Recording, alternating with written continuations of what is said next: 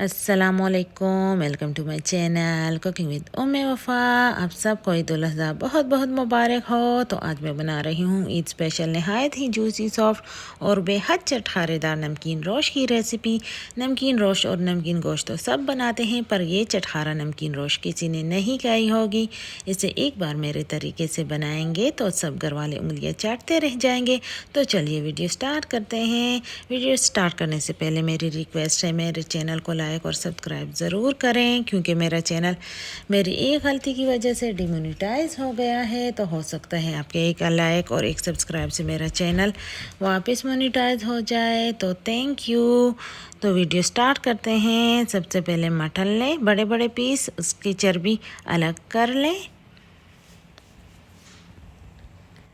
1 चम्मच नमक लें और इसे अच्छी तरह मटन पर लगाएं।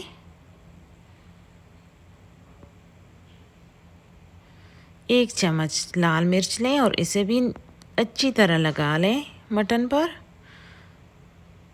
अब एक देगची लें, उसमें नीचे चर्बी डालें और अब इसमें छोटे छोटे आलू डालें। ये इसीलिए डाल रही हैं कि गोश्त नीचे ना लगे। अब इसके ऊपर गोश्त रखें।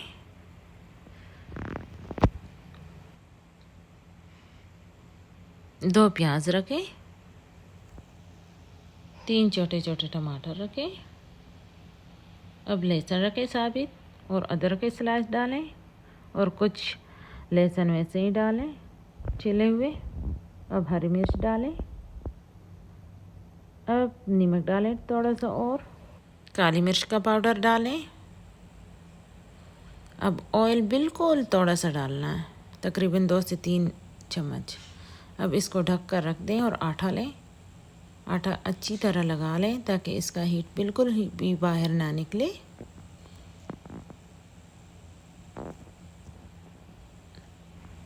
अब इसके ऊपर आटा लग चुका है, तो अब इसको हम लो हीट पर तकरीबन 3 घंटे के लिए रखेंगे।